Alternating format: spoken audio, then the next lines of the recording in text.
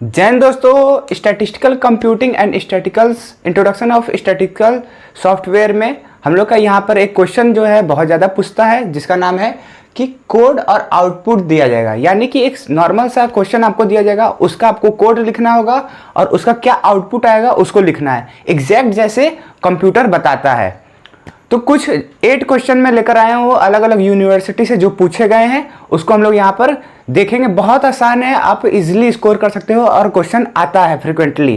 तो यहाँ पर देखा जाए बिना देरी के, सबसे पहले हम लोग का टॉपिक रहेगा क्रिएटिंग डाटा यूजिंग वेक्टर्स। यानी कि वेक्टर्स का यूज करके हम लोग कोड और उसका रिजल्ट या आउटपुट कर सकते हो बनाएंगे। तो बिना देरी के चलिए शुरू करते हैं अपने क्वेश्चन की तरफ।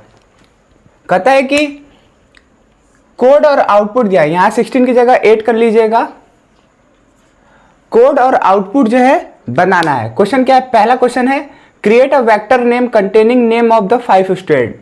यानी कि एक वेक्टर नेम बनाना है जिसमें 5 स्टूडेंट का नाम होना चाहिए। नाम होना चाहिए यानी कि नाम लिखना पड़ेगा। तो इसका कोड हो जाएगा, यहां पर कोड लिखेंगे, बताएंगे कोड क्या है। नेम, जैसे बोला है कि वेक्टर नेम बनाना है तो नेम लिख देंगे, और इसका मतलब होता है इक्वल टू। क्या होता है जनरल से, अगर हम लोग अपने लैंग्वेज में देखा जाए, ये जो होता है वो इक्वल टू क्या है, नॉर्मल से ऐसा एरो बना दो, यानी कि ग्रेटर स्मॉल जो बोलते हो, और उसमें एक लाइन खींच दो।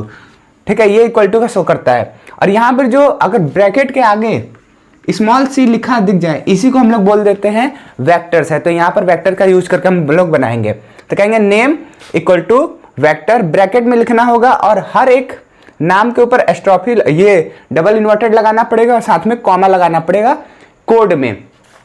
तो कोई भी 5 स्टूडेंट का नाम लिख लीजिएगा, अपने फ्रेंड का नाम लिख लीजिएगा, अमित, सुमन, राहुल, प्रिया, अंकित, कोई भी लिख लीजिएगा। याद रखिएगा कि क्या क्या जरूरी है इसमें ये वाला एरो, ये वेक्टर का साइन, डबल इन्वर्टेड और कॉमा। तो यहां पर हम लोग कोड से कहेंगे, क्या कहेंगे? कहेंगे प्रिंट नेम, यानी कि नाम को प्रिंट करो। ये कोड में नहीं आएगा, कोड में बस इतना ही आएगा, ये हम लोग का कोड हो गया। अगर हम लोग को आउटपुट चाहिए होगा तो हम लोग क्या कहेंगे? Print name. क्यों बोलेंगे प्रिंट नेम? क्योंकि ये नेम जो है उसी के अंदर ये 5 नाम है, तो हम बस बोल देंगे नेम। तो ये क्या कहेगा? ये 5 नाम को लिख कर दे देगा। जैसे पिछले वीडियो में बताया हूं कि हर आउटपुट में या रिजल्ट में यहां पर स्क्वायर ब्रैकेट में 1 लिखता है। तो यहां से हम लोग अगर ये नहीं दिया भी रहेगा तो हम लोग यहां से समझ जाएंगे कि ये हम लोग का आउटपुट है। तो क्या करेंगे? जैसे लिखा है उसको लिख देंगे, यानी कॉमा और इन्वर्टेड कॉमा में। सेकंड क्वेश्चन है कि create a vector statistics containing the mark of the 100। यानी कि कहता है कि एक वेक्टर स्टैटिस्टिक्स बनाओ, यानी कि सिंपल से कह सकते हो स्टैटिस्टिक्स बनाओ जिसमें मार्क्स रखा हो 100 में से, मतलब 100 में से कितने मार्क्स आए। अब किसका रखोगे? जाहिर सी बात है इनका नाम लिखे हो तो इन्हीं के नाम पर ही इनका क्या करोगे? मार्क्स लिख लोगे।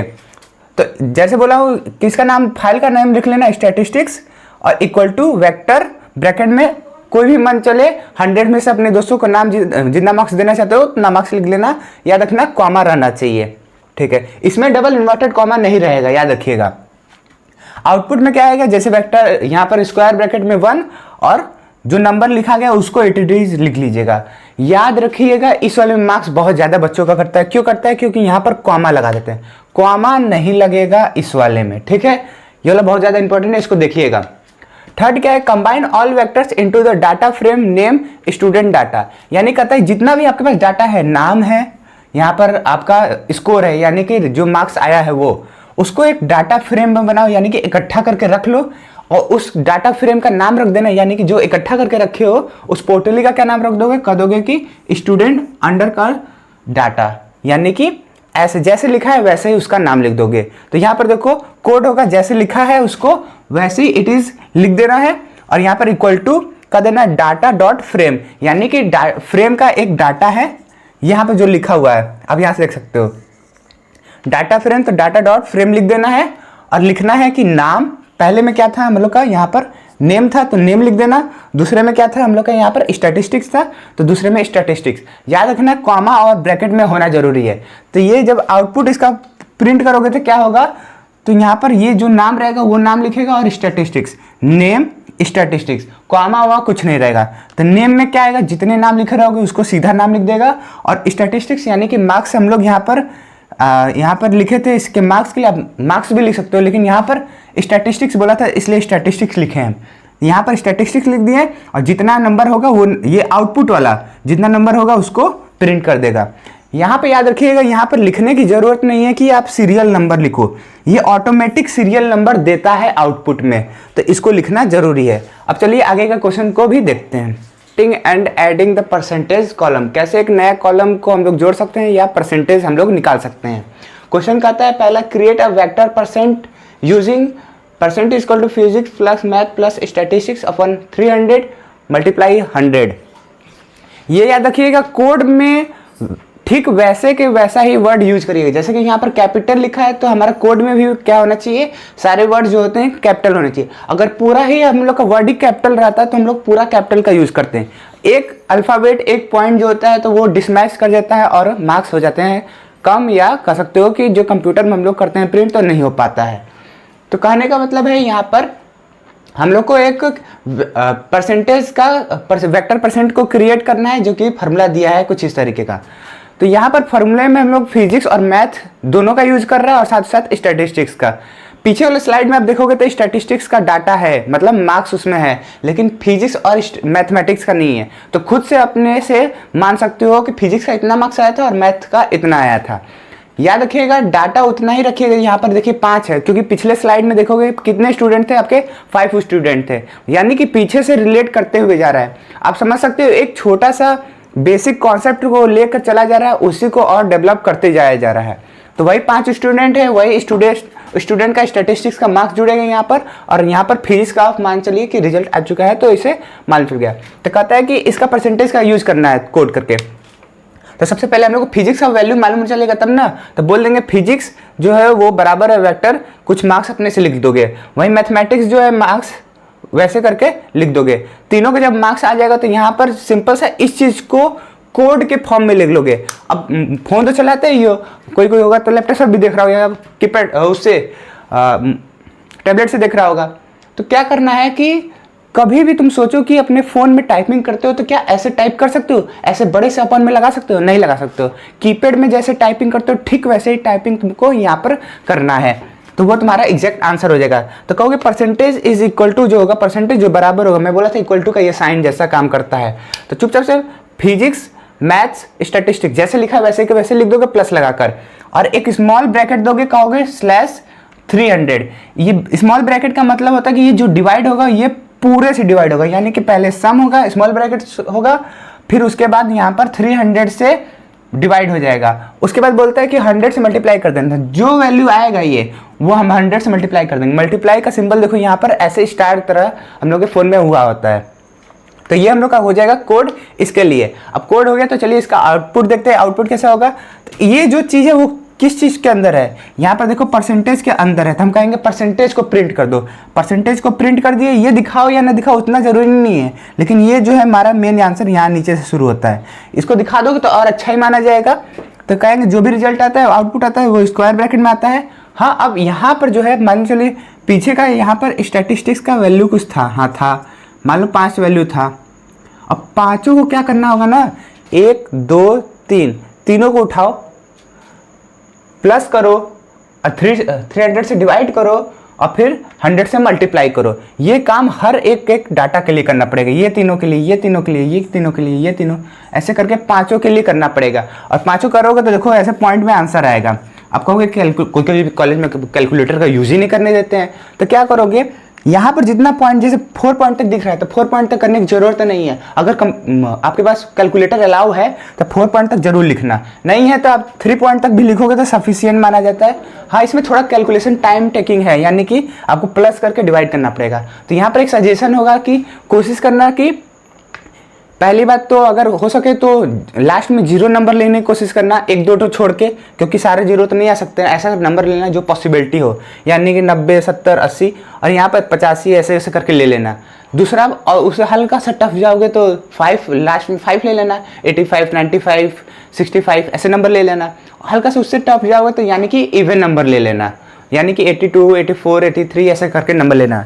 तो मैं कहूँगा कि पहला दूसरा दोनों को मिक्स कर दो, यानी कि 70 85 90 ऐसा नंबर लेना, कैलकुलेशन में इजी रहेगा। तो करके नॉर्मल से अगर कैलकुलेटर होगा तो कोई भी इवन और कुछ भी नंबर ले लेना, सॉल्व करके यहाँ पर आउटपुट आएगा। यहाँ पर कहता है 5वां क्वेश्चन है ऐड करना है एक परसेंटेज को, यानी कि जो ये वैल्यू आया है इस चीज को एक नया कॉलम में, किसके लिए, स्टैटिस्टिक्स अंडर डैश डाटा, यानी कि ये जो वैल्यू हम लोग पहले से रखे हैं उसमें एक नया कॉलम यहाँ पर ऐड कर दो जिसका नाम होगा परसेंटेज। यहाँ पर परसेंटेज का यूज कर दो। तो यहाँ पर क्या करेंगे, कोड कुछ इस तरह का, ये वाला थोड़ा सा इंपॉर्टेंट है, थोड़ा सा हट कर है, तो इसको याद कर लीजिएगा। ये मतलब बार बार ये चीज़ फॉर्मूला यूज नहीं होगा, बस इसी के लिए कोड जो है वो कर लीजिए। स्टूडेंट डाटा में हम लोग को क्या करना है, स्टूडेंट डाटा में नया कॉलम के लिए ऐसे डॉलर का साइन बना लेना, ठीक है, डॉलर का साइन बना लेना। और इसी डॉलर का साइन बनाने का मतलब है कि कॉलम में ये ऐड हो जाएगा। इसी कारण है न्यू कॉलम बनाना है, यानी कि नया कॉलम ऐड करना है, तो इस डॉलर का साइन बना लिए तो नया कॉलम ऐड हो जाएगा। नाम क्या है नया कॉलम का, परसेंटेज, तो परसेंटेज लिख देंगे। तो यहाँ पर लिख के दिखाएंगे कि ये जो चीज़ है वो परसेंटेज है, यानी कि अभी हम लोग उसमें परसेंटेज को जोड़ दिए हैं। उसको लिखने का तरीका कुछ इस तरीके का है। अगर हम लोग प्रिंट करेंगे तो आप क्या देखा, पिछला स्लाइड में देखोगे तो हम लिखे थे नेम और स्टैटिस्टिक्स, ये लिखे थे, लेकिन अभी हम लोग यहाँ पर नया कॉलम ऐड कर दिए जिसका नाम परसेंटेज है। तो यहाँ पर नेम स्टैटिस्टिक्स उसके साथ दे देगा एक परसेंटेज, तो कुछ ऐसे करके यहाँ पर दे देगा। याद रखिएगा यहाँ पर कॉमा लगाने की जरूरत नहीं है। कॉमा क्यों नहीं लगेगा याद रखो, क्योंकि कोई भी हम लोग कॉलम या बॉक्स बनाते हो, याद करो ऐसे कॉलम में लिखने की कोशिश करते हो तो यहाँ पर कॉमा लगा के लिखते हो, नहीं ना, बॉक्स में लिखा जाता है। तो यहाँ पर बॉक्स के अलावा हम लोग ऐसे स्लाइड वो दे देता है, यानी कि बिना बॉक्स का वो कर लीजिए, इसको गायब कर देता है, इसको भी गायब कर देता है, इसको गायब कर देता है, लेकिन असलियत में वहाँ पर डॉटेड में रहता है, ठीक है। तो इसको ऐसे लिखना बिना कॉमा लगाकर, क्योंकि असलियत में ऐसे लाइन में होगा। यहाँ पर देखो कहता है कि display the update data frame, यानी कि जो नया डाटा फ्रेम बन गया है, जो कि इसका नाम ये है, यानी कि student data under dash data, ये जो है उसको अपडेट कर दिया गया है कुछ इस तरीके से करके। तो इसको अब हम लोग को डिस्प्ले करना है, यानी कि रिजल्ट मतलब दिखाओ इसका आंसर क्या है। तो क्या करेंगे, हम लोग कोड लिख देंगे कि प्रिंट करो, किसको करो, डाटा स्टूडेंट करो, क्योंकि यहाँ पे लिखा है कि डाटा स्टूडेंट का जो है उसी में ऐड करना है। तो डाटा स्टूडेंट ही तो अपडेट होगा, तो अपडेट होकर डाटा स्टूडेंट क्या करोगे, प्रिंट कर दोगे। प्रिंट करोगे तो क्या आंसर आएगा, देखो जैसे नाम बोला नेम स्टैटिस्टिक्स परसेंटेज, और यहाँ पर जैसे पिछले स्लाइड में देखोगे तो यहाँ पर 1 2 3 5 ऑटोमेटिक आ रहा था, नाम आ रहा था और स्टैटिस्टिक्स का नाम आ रहा था। तो उसमें हम लोग नया नाम जोड़ दिए जिसका नाम परसेंटेज है। परसेंटेज हम लोग यहाँ पर ऑलरेडी निकाल चुके हैं, तो ये वाला परसेंटेज का मार्क्स उठ के यहाँ पर देखोगे ऐसे डिस्प्ले हो जाएगा। तो ये हो गया हम लोग को 6 question display update frame data. एक दो और क्वेश्चन है जो कि इंपॉर्टेंट है, उसमें स्टैटिस्टिकल एनालिसिस साथ साथ हम लोग ग्राफ को भी प्लॉट करना सीखेंगे। इसमें जो है ग्राफ वाला बहुत ज़्यादा इंपॉर्टेंट है, एग्जाम में अधिकतर टाइम इसको ग्राफ को ही पूछा गया है।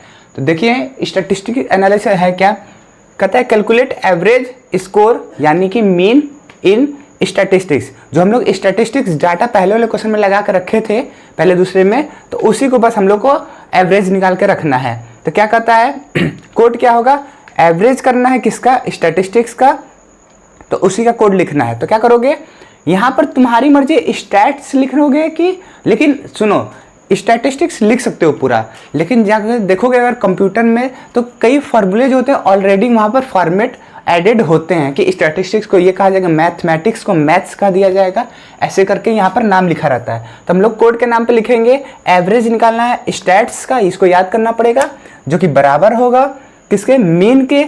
किसका मीन, जो यहाँ पर फाइनल हम लोग क्या चीज़ निकाले थे, फाइनल हम लोग का जो फ्रेम था क्या चीज़ था, student under dash data dollar statistics, ये था। तो इसको हम लोग ब्रैकेट में लिख देंगे, क्योंकि इस पूरे ये जो नंबर आया उस पूरे का हम लोग को क्या चाहिए, मीन चाहिए। तो यहाँ पर जब हम लोग प्रिंट करेंगे प्रिंट एवरेज डैश स्टेट्स, तो यहाँ पर 80 आएगा, यानी कि पूरे डाटा का क्या कर लेना, अपने से एवरेज लग लेना, यानी कि अगर कैलकुलेटर है तो बैठ के सबको प्लस करके जितने नंबर होंगे उससे डिवाइड कर देना। अगर नहीं होगा तो एन एवरेज तुम खुद से, जैसे कि मान लो 75 है, 83 है, पॉइंट मान लो 73 83, तो क्या करोगे खुद से अंदाजे से क्या करो, यहाँ पर 2 नंबर है, मान लो 75 है 83 है, तो बीच का नंबर क्या होगा, इधर 75 से 4 आगे बढ़ो और यहाँ से 4 आगे, तो यहाँ पे देखोगे 79 जो है बीच में आ रहा है, आगे 4 बढ़ने पर और 4 पीछे आने पर, तो यहाँ पर आ रहा है। और इस पॉइंट का देख लो 7 और 8 के बीच में क्या आएगा, अब कुछ नहीं आ सकता। यहाँ पर 8 7 के बीच में क्या आएगा, यहाँ पर क्या आएगा तुम्हारा, इधर से 7 और इधर से 3, यहाँ पर 3 को जो बाद वाला रहेगा उसको एक ज़्यादा मानना, तो यहाँ पर हम लोग 3 बढ़ेंगे और यहाँ से 3 से कम होंगे, तो यानी कि 7.3 बढ़ा दो, इसमें 3 बढ़ाओगे तो कितना आ जाएगा 80 लगभग, तुम यहाँ पर 80 लिख सकते हो, यानी कि 80 लिख सकते हो। तो ये एवरेज खुद से मतलब लगभग मान के लिख सकते हो। ये हो गया हम लोग का, तो उस समय 80 आया था तो 80 लिख देंगे। अब हम लोग का ग्राफिकल रिप्रेजेंटेशन इन आर, ये बहुत ज़्यादा इंपॉर्टेंट, तो इसको ध्यान से देखिएगा, आराम से देखिएगा। Write the code and output R, R में हम लोग को कोड लिखना है। क्या करना है, एक डायग्राम को बार डायग्राम बनाना है, बार ग्राफ बनाना है, जिसमें वाई एक्सिस पे मार्क्स होना चाहिए और एक्स एक्सिस पे उसका नाम होना चाहिए, और कुछ चीज़ें उसमें कंटेन होना चाहिए, यानी कि उसमें टाइटल होने, प्रॉपर एक टाइटल रहना चाहिए यहाँ पर, और एक्स और वाई लेवल होना चाहिए, मतलब एक्स किधर है और वाई किधर है। एप्रोप्रिएट कलर, एक कलर का यूज कर लेना है, कोई भी एक कलर अपने से। तो ये जो है हम लोग का कोड हो जाएगा। तो कोड में क्या है, बार प्लॉट, यानी कि बार ग्राफी को हम लोग अब बार के डायग्राम में हम लोग प्लॉट करने जा रहे हैं। तो ये पूरा ब्रैकेट में, एक ब्रैकेट में यानी बार प्लॉट में इतनी चीज़ें कंटेन करेगा। तो सबसे पहले किस में करना है वो तो देख लो, student under dash data dollar, यहाँ पर स्टैटिस्टिक, ये हम लोग का फ्रेम का नाम है, तो फ्रेम का नाम लिख देंगे। अब फ्रेम के नाम के अंदर हम लोग को क्या क्या करना है, या इसके अंदर से उठ के क्या क्या आएगा, उसमें क्या चेंज करना है। तो नेम्स और नेम्स एवरेज क्या करना है, स्टूडेंट डैश डाटा नेम, इसी को हम लोग लिख लेना है, यानी कि सारे नाम को हम लोग एवरेज करके लिखेंगे। यहाँ नाम का एवरेज नहीं होगा, जब हम लोग नाम लिखेंगे तो ऑटोमेटिक उसके मार्क्स का एवरेज आने लगेगा। यानी कि मान लो अमित कितना मार्क्स लाया था, पूरा कहीं पर 80 लाया था, कहीं 85 लाया था, कहीं 90 लेकर आया था, तो अमित के सामने ऑटोमेटिक यहाँ पर 85 आ जाएगा एवरेज के तौर पे। तो यहाँ पर हम लोग लिख देंगे। कलर का यूज करने के लिए कलर पूरा नहीं लिखेंगे, कॉल लिखेंगे, इक्वल टू जो कलर होगा उसको डबल इन्वर्टेड में क्लोज कर लेना।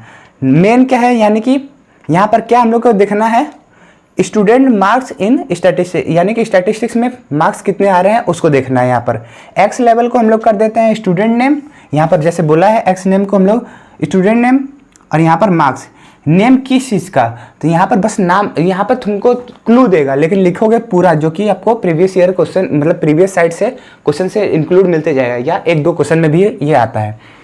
तो यहाँ पर, और यहाँ मार्क्स किस चीज़ का है, तो यहाँ मार्क्स पूरे 100 में से, इसको ऐसे भी लिख सकते हो या थोड़ा सा अच्छे बनाकर, ये अच्छा माना जाता है, इसको एग्जैक्ट लिखोगे तो मार्क्स थोड़ा कम देते हैं, तो उसको थोड़ा सा स्टूडेंट नेम और मार्क्स आउट ऑफ 100 नॉर्मल सा है, इतना तो आप लोग ब्रेन लगा सकते हो, कॉमन सेंस की बात है, थोड़ा सा आगे पीछे करके लिख सकते हो। तो जहाँ पे इसको कर लोगे तो यहाँ पर अब आएगा यहाँ पर आउटपुट, यानी कि आप कोड को रन करवाओगे, तो प्रिंट करोगे किस चीज़ को, इस चीज़ को प्रिंट करोगे, यहाँ पर जो इतना लिखा है, तो इस चीज़ को प्रिंट करोगे तो क्या करोगे, क्या होगा, एक तरफ नाम आ जाएगा, किस साइड, एक्स एक्सिस में, यहाँ लिखोगे एक्स एक्सिस, ये लिखना जरूरी है क्योंकि वहाँ पर बोला है कि लेवल करना है, तो एक्स एक्सिस में यहाँ पर लिखा भी है, एक्स एक्सिस में ये आएगा, वाई एक्सिस में ये आएगा, तो एक्स एक्सिस में नाम आ गया, वाई एक्सिस में ये आ गया, और इसका एक्स एक्सिस में स्टूडेंट नेम आ गया, हाँ आ गया, और यहाँ पर मार्क्स है आउट ऑफ 100, तो मार्क्स आउट ऑफ 100 यहाँ पर लिख दिए। और यहाँ पर देखो ऑटोमेटिक यहाँ नंबर दे देगा, यहाँ पर नाम दे देगा, क्योंकि मार्क्स जो होते हैं 100 तक होते हैं, तो 10 से लेकर 90 तक, 10 से 100 तक यहाँ पर लिख लो, कोई दिक्कत नहीं है, यहाँ पर 100 होगा। अब देखो सबका एवरेज निकाले थे, हाँ निकाले थे, उसी एवरेज को यहाँ पर प्लॉट करोगे, तो अमित का लगभग तुम्हारा कितना आया था, 86 की 85 तक आया था, तो यहाँ पर देखोगे तो लगभग इसी की साइड में हो रहा है, और ऐसे करके सारे का एवरेज का डायग्राम बना दोगे। ये जो रेक्टेंगल शेप का दिख रहा है, इसी को हम लोग कहते हैं बार डायग्राम, ठीक है, इसी को कहते हैं हम लोग बार डायग्राम। जिसको ग्राफ प्लॉट नहीं करने आता है वो ध्यान से सुन लो, यहाँ पर नाम, यहाँ पर मार्क्स, यानी कि अमित ने कितना मार्क्स लाया, हम मान लेते हैं कि 85 मार्क्स लाया है, तो इधर हम लोग प्लॉट के जगह पे अपना नंबर लिखेंगे 10, 20, 30, 40, 56। यहाँ पर जो ये नंबर है वो अपने कॉमन सेंस के हिसाब से लगाया जाता है, यानी कि कोई नंबर है, इतने लोग हैं तो अधिकतर लोग जो है वो 90, 80, 60, 70 ऐसे आ रहे हैं, मतलब हाई रैंक पे आ रहे हैं। तो क्या करोगे तुम, ऐसे भी लिख सकते थे 10, 30, 70 फिर 100, यानी कि कुछ चीज़ कॉमन गैप लेकर कर सकते थे। देखो ध्यान से 10-10 का गैप है, तो यहाँ पर मेरे को ग्राफ थोड़ा बड़ा भी दिखेगा और क्लियर भी दिखेगा। तुम चाहो तो डायरेक्ट यहाँ से ऐसे ग्राफ बना सकते थे 50, 100, लेकिन ध्यान से देखो तो हम कहेंगे कि 86, 85, 87 ये जो है पॉइंट वाली वैल्यू जो है वो थोड़ा सा आपस में पास में है, तो क्या दिखाओगे, सब सारे लगेंगे बराबर ही है, सारे बराबर लगेंगे तो ग्राफ अच्छे समझ में नहीं आएगा। तो इसको और ब्रॉड करने के लिए इसको और डेप्थ में नंबर लिखा जाता है, तो यहाँ पर डेप्थ में थोड़ा सा नंबर लिखा गया, क्योंकि जो नंबर है वो ज़्यादा पास में है। अगर वही दूर दूर रहते, कोई का 10-20 ऐसा आता है, तो यहाँ पर बना सकते थे। अब इस वीडियो में हम लोग जो है कोड को और आउटपुट को दोनों को ही जाने हैं, किसके बेसिस पर, क्रिएटिंग डाटा सेट वेक्टर के यूज़ करने के बाद, या हम लोग एक कॉलम को ऐड किए हैं, साथ साथ हम लोग स्टैटिस्टिक्स एनालिसिस को जाने हैं, यानी कि एवरेज और मीन ये जाने हैं जो कि स्टैटिस्टिक्स में आते हैं मेन चीज़। और यहाँ पर ग्राफिकल रिप्रेजेंटेशन, इसमें जो है सबसे मोस्ट इंपॉर्टेंट जो है यहाँ पर ग्राफिकल वाला हो जाता है। क्यों हो जाता है कि ध्यान से देखो, हर एक क्वेश्चन में 1 2 3 4 क्वेश्चन थे, लेकिन ग्राफिकल में एक ऐसा ही क्वेश्चन है जो कि इसके अंदर बस एक सिंगल क्वेश्चन था जो कि पूरा ही ग्राफिकल रिप्रेजेंटेशन को ही कवर करके रखा हुआ था, उसमें दूसरा क्वेश्चन था ही नहीं। तो ये बहुत ज़्यादा ग्राफिकल वाला जो है फ्रिक्वेंटली कुछ पूछा गया है, उसके बाद स्टैटिस्टिक्स, उसके बाद ये फिर ये, यानी कि उल्टा सीरीज में आप देखोगे तो ज़्यादा इंपॉर्टेंट है। तो मिलते हैं अगले वीडियो में, फिलहाल के लिए इतना ही। जय हिंद।